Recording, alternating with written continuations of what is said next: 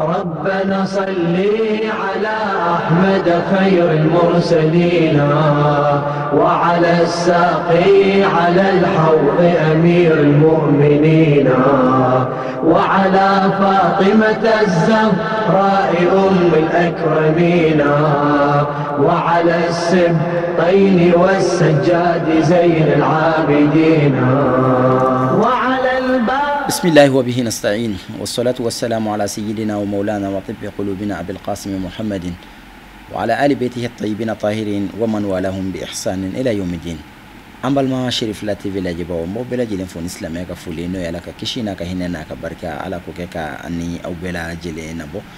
أو بسم الله أو كدوبا دوما يكون الله نو يشرفوك كنا شريف لا دوبا دوما أني أنكر مغبيون فيه واتبع أنكر مو الشيخ أبو جعفر محمد جباتي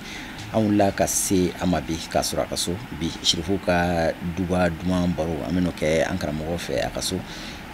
يعني أنا دوبارو كنا أمي أنكر مو فو كفاية. السلام عليكم ورحمة الله تعالى وبركاته. وعليكم السلام ورحمة الله تعالى وبركاته. أنكر مو نسو جالينو أمبي نسو جالينو أمي سليلا كونو جمعة أمورا كا سلي باكي بفناي سلي سيني فناي سلي ني الله تعالى سوناما ويعني أنا دوبارو كنا لا سامي فولي جمعي يبلو كلا سي شرفو أني شرفو كانوا باو أني جمعين كانوا باو بلا جلهم أمبا فو الإسلام بلا جلي أنا أنفلي بالن لامي با بلا جلي كو أو بس سامبي سامنا كمبو أنغا جيكا سلي لا فيالا أني ألاك جيان كنا لا alaka sanwere jirana ka soro anga jamana basigilendo cheben kambe obi jamana dewni nyogonche banabagato alaka kenaya duma anga tabawo alaka hina ubele jelena tungarangewo alaka tungaja ubele jelena ka ambele jelen fara alatiru kan ka Allah subhanahu wa ta'ala ke ambele jelen sombagaye ka ke an wasabaye ka ke an suturabaye alaye kirana ka sudungu tanga ka bo toro fenfe ma ala ka ambe tanga ka boma ay fenfe duma la jalila ala ko di ambela jelema ka fo shirifu bela jele ko ube sambe u kanu ba fana u sambe Allah subhanahu wa ta'ala aka ambela jelento kiramman to yana ani ahlul baitu kanuna Allahumma salli ala Muhammad wa ali Muhammadin wa sallim. Ankaramo o temelen ko fe ambe kalomina no ye siliba kaloy shirfula biye kunu ango tun siliba do nga juma na ta fana ni ala yo yirana no ye kaloy kle tan ani shigi ni ala yo yirana o fana ye domba do o fana ye siliba do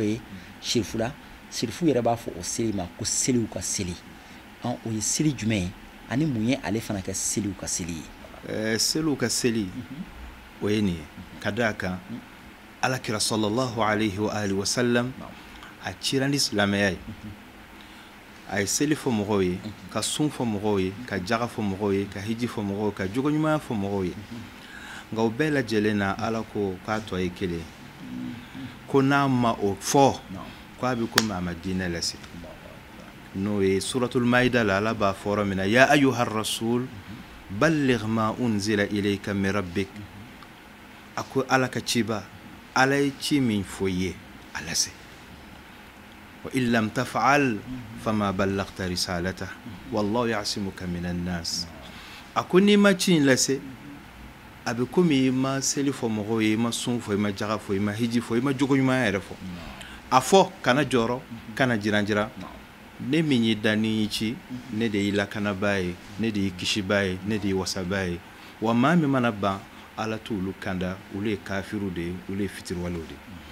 ola Allah subhanahu wa ta'ala kelen kani jigin kiraka ay kira baga kosebe fem min bina ala kiraka chika fuye a ni mami mason ola kira kelen ko fo ikado abikomi ibana ala kiraka chi bela jelena ala kira islamu faranyo anka kuma kera asiginto kabo hijila a islamu faranyo anka dalaji do dala uba fo mako gadiru khum ni meshia uka kitabula abisuna uka kitabula be farale nyoanga kumamina ala kiraye khutba jam bake kuntala kutuba kuntala jan discours kuntala jan ala kirayo ke sallallahu alayhi wa alihi ka kuma la surunya Abu Zahra ala kira ko islamu ma odo ako yala ma a fɔ aw ye ko ala ye kelen ye wa u ko y'a fɔ a ko ala kɛ seere allahumma fashhad ko n ka cidenya m'o fɔ a ye ka tila ko o dalilu d'aw ma wa aw ma sɔn wa u ko i y'a lase a ko ala kɛ seere a ko n ye seli fɔ aw ye n ye sun fɔ a ye n jaga fɔ a y'u jate jate u kelen o kelen na silamɛw b'a fɔ ko i y'a lase a b'a fɔ ala kɛ seere u sɔnn'o bɛɛ ma tuma min a sɔrɔla ka ɲininkali k'u la ko alastu awla bilmuminina min anfusihim yala ne de man kan ni muminunw ka ɲɛmaaya ye an'u ka kotigiya ye ka tɛmɛ u yɛrɛ kan wa o kɔrɔ ne sago de kan ka kɛ u kan k'u sago to yen ka ne sago kɛ aw sɔnna ne ka ɲɛmaaya ma wa ka ne bila aw ɲɛ wa aw sɔnna ka tugu ne kɔ wa u ko bala ya rasulallah o yɔrɔ la a ye seyidina ali gɛrɛ a la k'a ka jalamugu k'o siri ali kunna ka ali bolo kɔrɔta a ko ala aw k'a dɔn man kuntu maulahu fa hadha aliyun maulah ni ne ye maa min ka kotigi ye ali y'o ka ɲɛmɔgɔ ye ni maa min ni i sɔnna ne ye sɔn ali ye allahumma wali man walah wa adi man ada ala maa o ma n'o sɔnna ali la ka tugu a la ala sɔn o la i k'o dɛmɛ maa o ma banna ali la ala ban o la sahabaw nana ka bai'a kɛ ali y'o don Sayyidina Umar ibn Khattabi yɛrɛ ka kumakan na Musnad Ahmadu ni hadisa wɛrɛw la ale nana ka ali tɛgɛ minɛ ka bai'a kɛ ko bakhin laka ya ibn Abi Talibin asbahta maulaya wa maula kulli mu'minin wa mu'mina k'i kɛra ne ɲɛmaa ye i kɛra mumini cɛman n'a musoman bɛɛ ɲɛmaa ye donc ali ka ɲɛmɔgɔya o de jira la k'a fɔ bɛɛ ye o y'a sɔrɔ kira ye u lasɔmi fana a ko yushiku an ud'a fa ujiba rasula rabbi a ko san wɛrɛ tɛ ne sɔrɔ balolen dɛ san wɛrɛ o b'a sɔrɔ ne ye ala ka wele jaabi ne t'aw cɛ la nka n bi ta ka fɛn fila to n kɔ n'a y'o minɛ a tɛ fili alquran ani n ka ahlul beiti ɔ madama maaw kan ka tugu kuranɛ la ahlul beitu de fana faralen don kuranɛ kan a ko kuranɛ ni ahlul beitu bɛ ɲɔgɔn fɛ u ti fara fo alikawusara kɔmiyɔrɔ mɔgɔw kan ka tugu kuranɛ la cogo min fili tɛ kuranɛ la cogo min ahlul beitu fana bi ten ala kira y'a ka ahlul beitu minnu yirana n'u fɔlɔ ye ali ibn abi talib ye n'a laban ye seyidina al-mahdi ye ajalallahu farajahu sharif o tuma ɲɛmaya de yirala ka bɛn seliba kalo tile 18 ma o de la sirifula u b'a fɔ o ma ko idul a'yad ko seliw ka seli seliw ka seli do ka d'a kan ahlul beitu ka ɲɛmaya o jira la diinɛ a timɛra n'o de ye seyidina ali yirale ahlul beitu ka tafsir la ala ka sɔrɔ k'a jigi ko alyawma akmaltu lakum dinakum wa atmamtu alaykum ni'mati wa raditu lakum al-islam dina ani alyawma ya'isa alladhina kafaru min dinikum ali jirale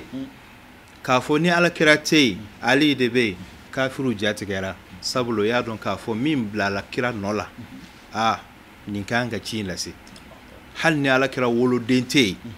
nka ni n b'i jɔ jɔyɔrɔ la jɔyɔrɔ min komi ali y'a fɔ ko hali ni denkɛ tun bɛ ala kira bolo ali y'i jɔ ala kira ye cogo min kira den tun tɛ se ka jɔ o cogo la o de la ala kira y'a yira k'a fɔ ko nabi ɲuman bɛɛ ka zuriya bɛ bɔ a yɛrɛ la nka ala ye ale ka zuriya ale bɔnna bila ali de la abu zahra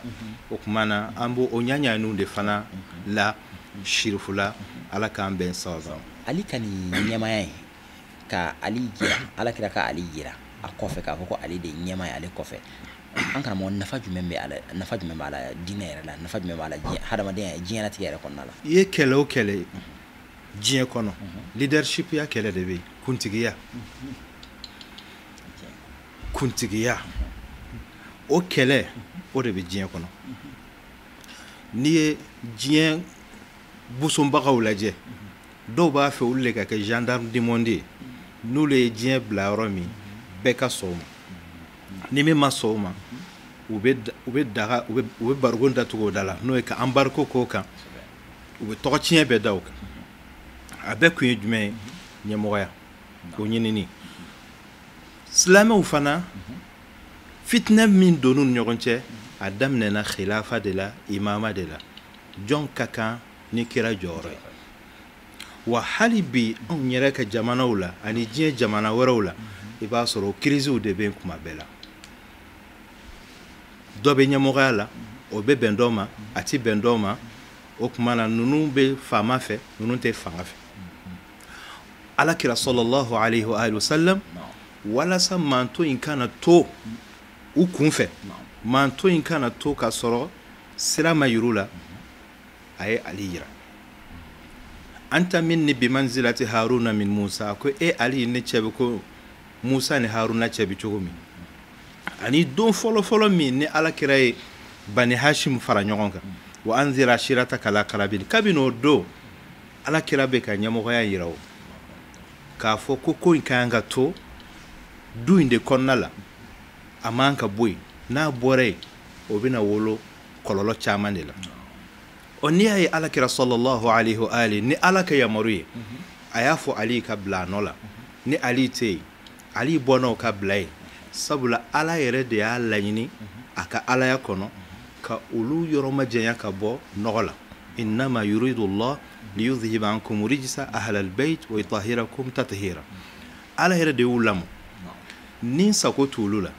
ni dongo t'olu la maa si ɲɛsiranya t'a to olu bɛ tiɲɛ to yen ka nata maa si la o t'a to k'olu ka tiɲɛ bila u ka tugu nkalon kɔ olu ɲɛ bɛ ala de la olu bɛ ala subhanahu wa ta'ala de ta fɔ u labɛnnen don u ka faga ka ala ta lase o ka fisa k'a fɔ olu ka mɔgɔw lajɛ o tuma o aliya bin abi talib kira y'a yira k'a fɔ ko n'ale kɛra dɔnni dugu ye ali y'a da ye o hadisa o ka kɛnɛ ni maa min k'a man kɛnɛ o kunkolo man kɛnɛ a kan ka taa lajɛ kabando na sabula hadisa dɔgɔtɔrɔw olu y'a sabati k'a fɔ hadisa kɛnɛman don i n'a fɔ ibnu hajar al-asqalani ale ka hamziya sharha la ale y'o fɔ gumari fana ale kitabu dɔ walafi an delila ka kuma ni hadisa in kan alhamdulillah ali ibn abi talib n'i y'a ka discours lajɛ n'i y'a ka kutubaw lajɛ k'a ka batakiw lajɛ i b'a ye k'a fɔ nin ye alakira ka kalanden wa nin yɛrɛ de ye alakira nɔnabila coyi ye n bɛna kuma dɔ f'i ye sisan ali ye nin discours in kɛ sifɛyini kɛlɛ la o kɔrɔ ye ani muawiya o ka kan o kɛlɛ wagati ali ye discours in kɛ a ka ca ni san 1400 ye bi i y'a faamu mais i b'a fɔ ko a bɛ ka kuma anw ka mali de kɔnɔ bi khutuba numéro 216 nahjul balagha la n'o ye a ka discours n'o a ka batakiw n'a ka kodɔnkanw bɛ min kɔnɔ a ka khutuba a numéro 216 216 216 o khutuba in na ali ibn abi talib alayhi salam abu zahra waati tɛ k'a fɔ an bɛna discours in bɛɛ kalan nka an b'a ta ɲɛfɛ e bɛna a faamu discours in na a kɛlen ka ala tando ka sɔli caya kira muhamadu kan sallallahu alaihi wa alihi a ko komi ne de y'aw ɲɛmɔgɔ ye amma ba'du kuma in bɛɛ kɔfɛ faqad ja'ala Allahu li alaykum haqqan bi wilayati amrikum an b'a fɔ droit bɛɛ ko état de droit président ani ɲɛma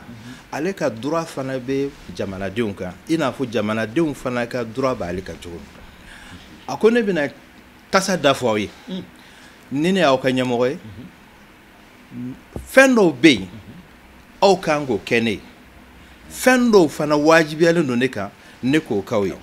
walakum alayya min alhaqi mislu alladhi li alaykum ne tɛ se k'a fɔ ko aw ka n ta di k'an ban ka aw ta di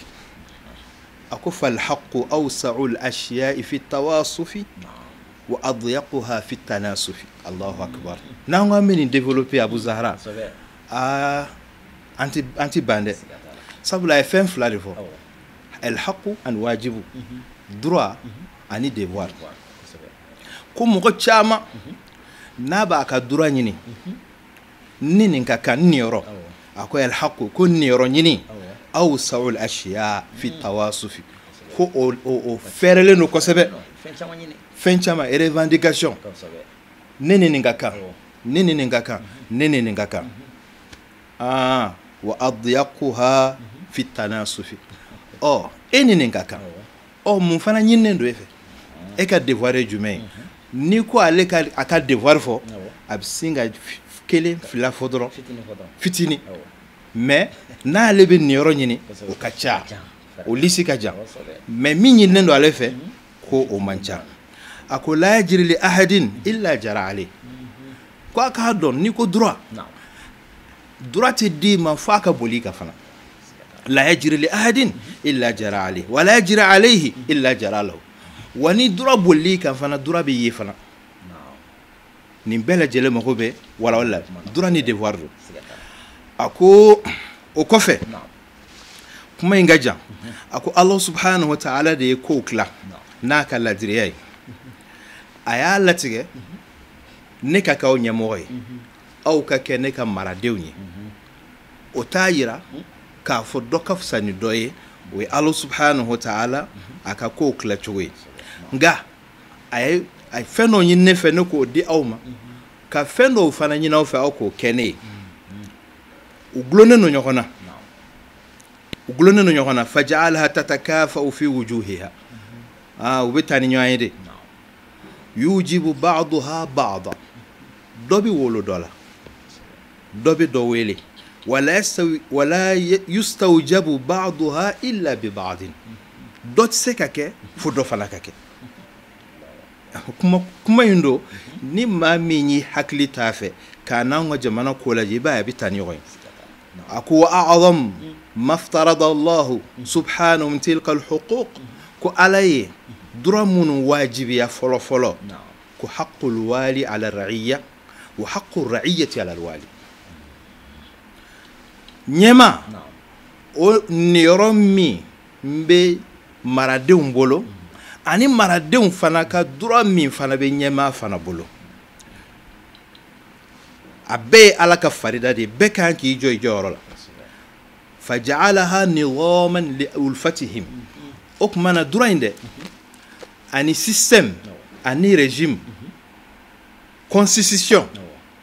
o de ye tɔnjuru ye tant que bɛɛ lajɛlen bɛ ka baara kɛ ni sariya ye nizaman li ulfatihim u bɛ deli ɲɔgɔn na mais ni o tigɛra ka na ni anarchie ye ka na ni dabawuli ye a ko o de bɛ kɛ tiɲɛni wa izzan li dinihim madama ɲɛmaa jɔlen don a jɔyɔrɔ jamanadenw fana bɛ k'u ta kɛ k'u ka diinɛ bɛ bonya sɔrɔ nation n'o ye jamana ye o fana bɛ kunkɔrɔta sɔrɔ falaysat tasluhu ra'iyatu illa bi salahil wulat ko jamanadenw ti ɲɛ cogo si fo jamana marabagaw ka ɲɛ awɔ maire député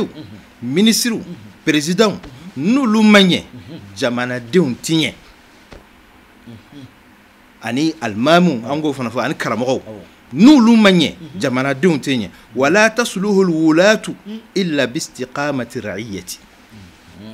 wa n'i y'a ye président tilenna ko a tɛ wari dun a tɛ tɔɲɔli kɛ ministrew fana bɛɛ lajɛlen bɛ règle la députéw bɛ règle la maires bɛ règle la karamɔgɔw bɛ règle la k'o b'a yira k'a fɔ population n'o jamanadenw ye olu fana tilennen de don sabula maa tilennenw de bɛ b'u cɛla ni ka sɔrɔ ka k'u ka ɲɛmaa ye mais n'olu nɔgɔlen don olu yɛrɛ fana jɛlen tɛ maa nɔgɔlenw ani tiɲɛnikɛlaw o de fana bɛ bila u kunna ali kumana dɛ fa iza addati ra'iyatu ila alwali haqqahu ni jamanadenw olu ye min ɲininen d'u fɛ olu y'o kɛ ɲɛmaa ye wa adda alwali ilayha haqqaha ɲɛmaa tilennenw fana ye jamanadenw olu ka niyɔrɔw d'u ma azza alhaqqu baynahum ko tiɲɛ ani ladiriya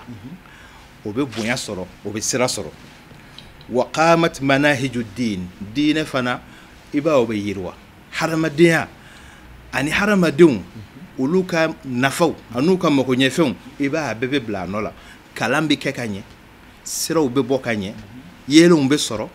jiw bɛ sɔrɔ kɛnɛyaw bɛ kɛ fɛn bɛɛ bɛ kɛ a cogo la wa'tadalat ma'alimul adl ladiriya bɛ ye fɛn bɛɛ la wajarat ala azlaliha sunanu fasaluha bidhalika zaman ko la jamana bi ja no ni jamana jara wa tumi'a fi baqa'i dawla eta ka toyi bɛɛ b'a fɛ o jamana ka toyi hali ni o faama façon ko k'a bɛ taa maaw b'a fɔ ayi an ma jɛ e ko e kana e ka to a la mais n'a ma kɛ ten nu maaw bɛ kɔrɔtɔ a taali la wa ya'isat matami'u al-a'la jugu jigi bɛ tigɛ sabula o b'a ye k'a fɔ nin jamanadenw ani jamana maraba u bɛɛ lajɛlen bɛ sira tilennen kan a ko nka waati man jan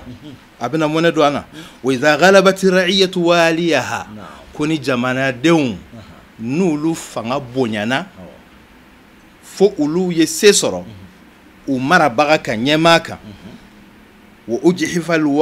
ajhafa alwali bi ra'iyatihi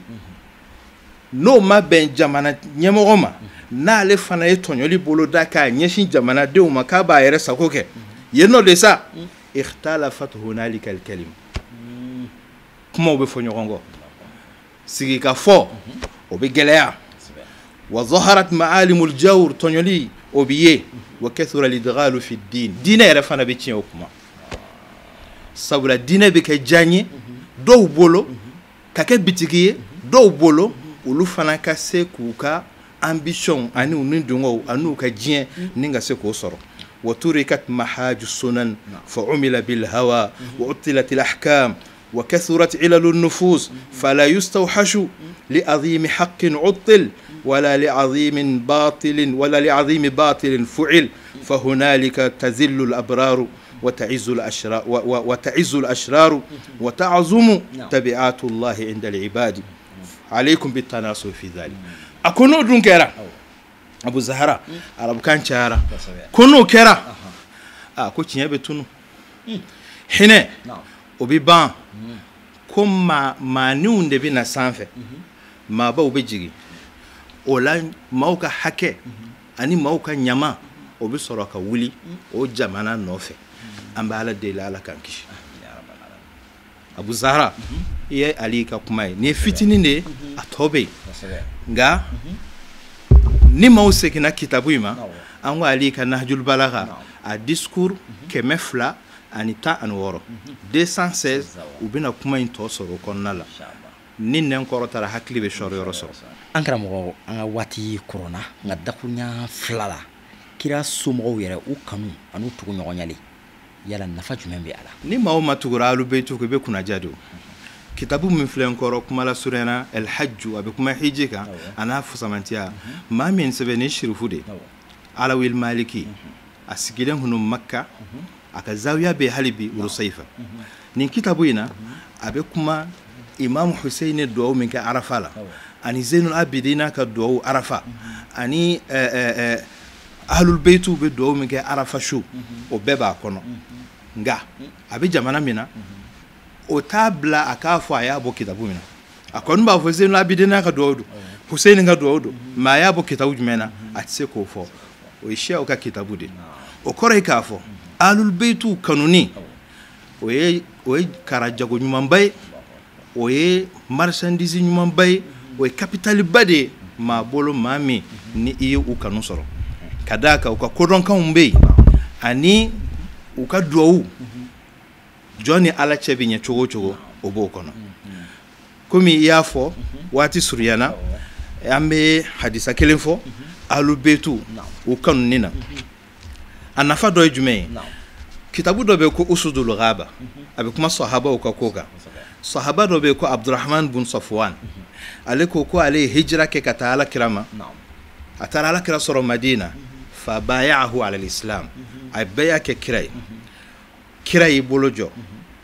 bɛya kelen kuma min na Safwan ko alakira ma inni uhibbuka ya Rasulallah ko ala de y'i diya n ye ako ne b'i fɛ ngalon t'a la ya rasulallah alakira ko ni bɛ ne fɛ ni ngalon t'a la el mar'u ma'a man ahab ni bɛ ne fɛ i ne don safo lahara Abu Zahra e tɛ Fatima fɛ wa tɛ Hasan fɛ wa i bɛ Husaini fɛ i bɛ Ali fɛ Ali ka gadiri fɔra a bɛnnen ma i n'u bɛ aljinɛ kɔnɔ mais ni maa min de ko sa ko ahlul beitu ne b'u fɛ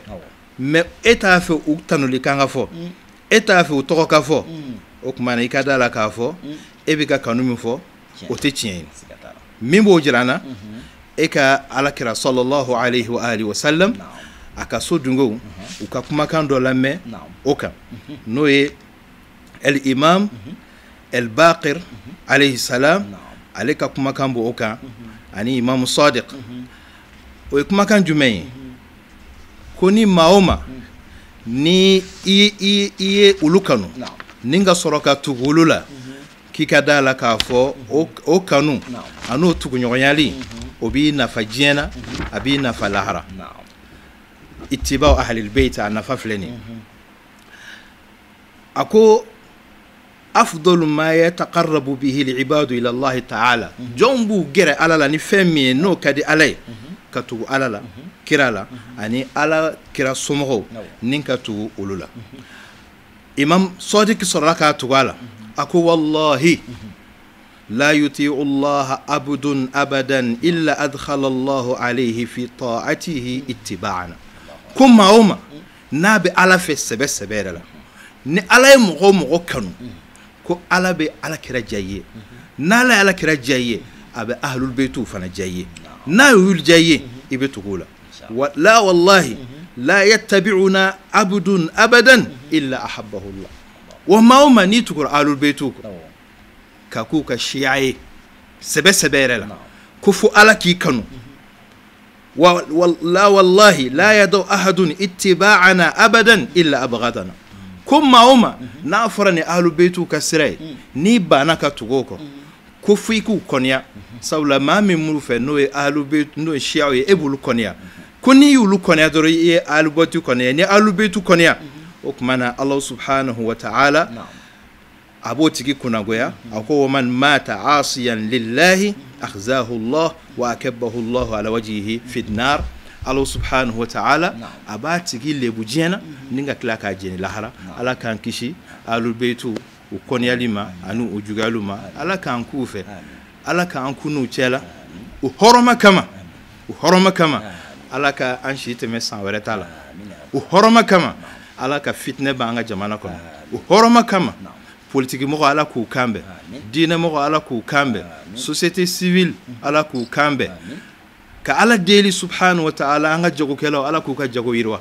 coronavirus ala k'a tɛmɛ hɛrɛ la ala subhanahu wa ta'ala a ka an bɛɛ lajɛlen fara ala ninnu kan ani ahlul beitu ninnu kan ka an sɔn ka an yiriwa k'an sutura walhamdulillahi rabbil alamin an bɛ an karamɔgɔ Sheikh Abu Ja'far Muhammad Jabate Ayatullah an bɛ a fɔ ka waleɲuman dɔn ni walanda nafama in na an yɛrɛ y'a faamu bi an karamɔgɔ tun walawalalen don a tun bɛ forme na bi kosɛbɛ m'a dɔn seli sugu caman ɲinina ka a ta ye min ayiwa sisan i b'a sɔrɔ sirifu ye selimafo wala sirifu kanubagaw ye selimafo caman fana di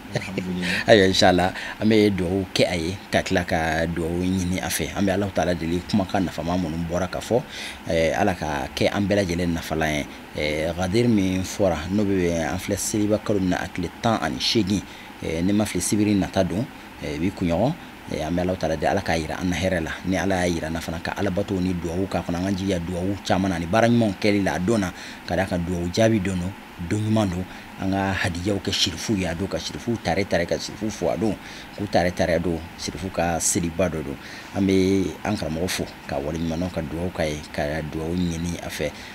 ka sin k'aw yɛrɛ fana fo ka aw waleɲumandɔn aw ka filɛliko ɲuman na n'aw ka kanu la ka taa nin jamukan ye ka sin ka an ka sanbɛ foli ka da an karamɔgɔ ka sanbɛ kan ka seli foli kɛ aw bɛɛ lajɛlen ala ka san nataw jira an ni aw bɛɛ lajɛlen na wa akhiru da'wana alhamdulillahi rabbil alamin wassalamu alaikum wa rahmatullahi ta'ala wa barakatuhu. ربنا صل على أحمد خير المرسلين وعلى الساقي على الحوض أمير المؤمنين وعلى فاطمة الزهراء أم الأكرمين